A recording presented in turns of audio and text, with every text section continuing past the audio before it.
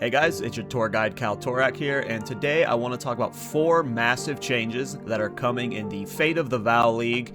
Pretty excited about this. Now, for those of you that don't know, I do a podcast with Miso Shiro and Dead Rabbit. This Saturday, we are doing the Patch Notes podcast, so we're going to be deep diving into all of the things Fate of the Val, Last of the Druids, all that nonsense. We will be talking about this Saturday over on Miso Shiro's channel.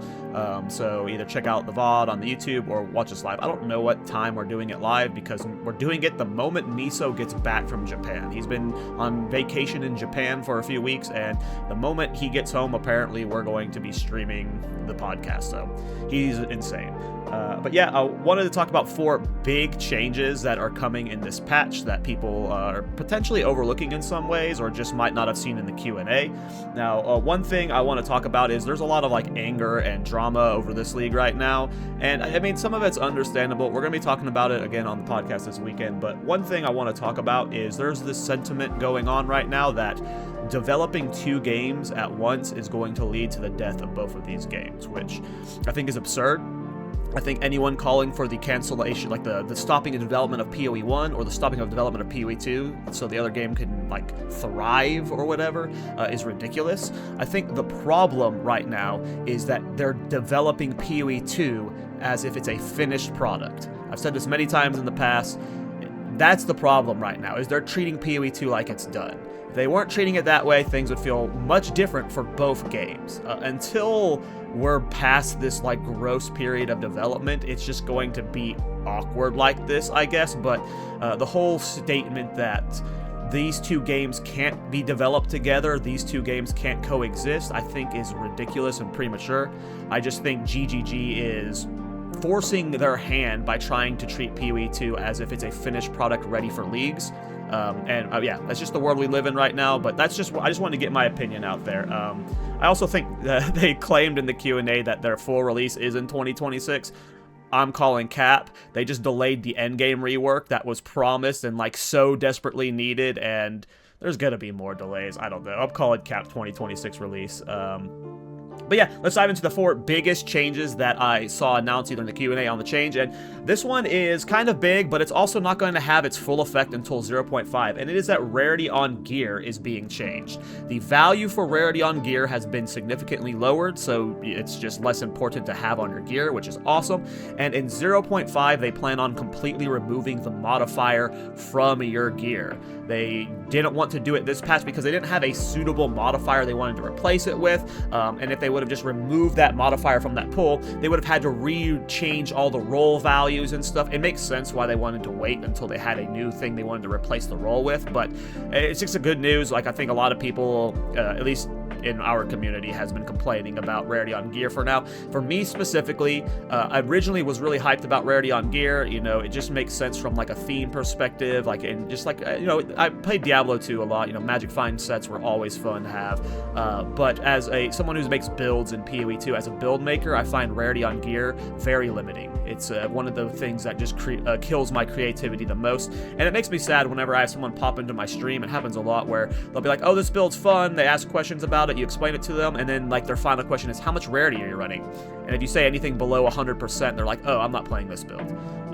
So I mean, that's more of a personal player issue, not a gameplay issue, but I'm glad it's changing. I am personally glad. I think rarity is cool, and it should be a mechanic attached to difficulty. That's where my head's at now. It's a good change, in my opinion, and we won't see the full effects of it till 0.5. The next big change is the less pack size change.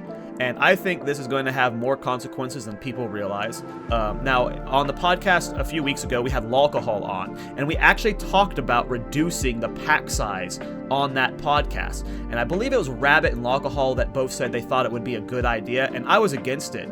I'm personally one of the people who, I love killing big packs of monsters. I love having, in the late game when you're fully set up, you have these big screen-wide pops. That's one of the things I really enjoy.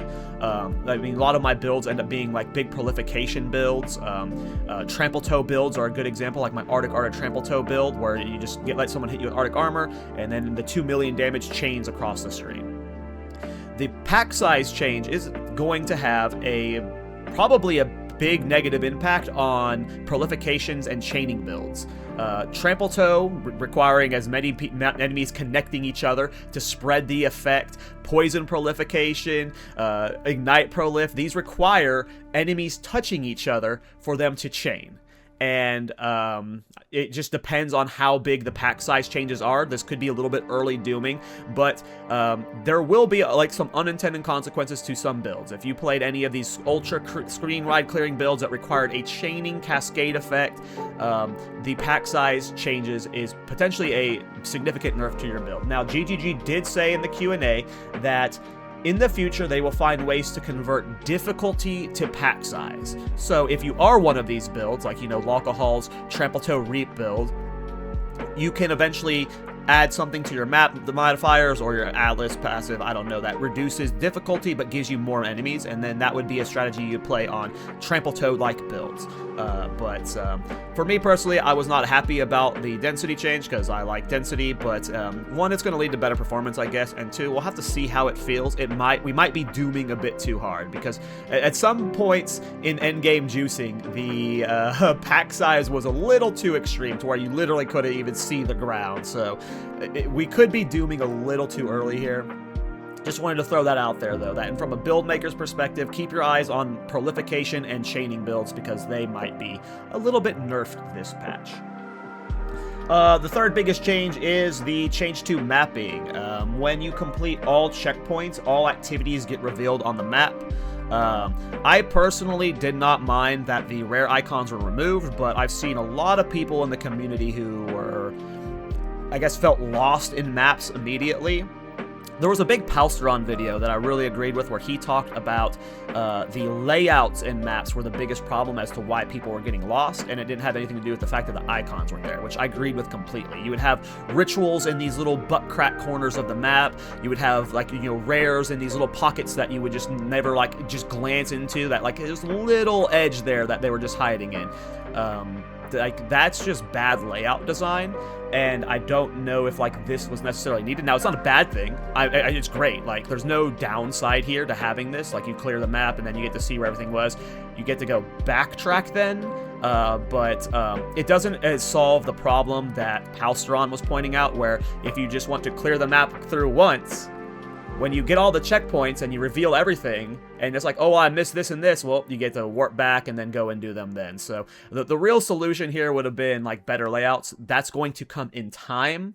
But this is a good change. Like, there's, like, no downside to having this in the game. When you clear the map, you will know if there's anything that you want to go back for, period.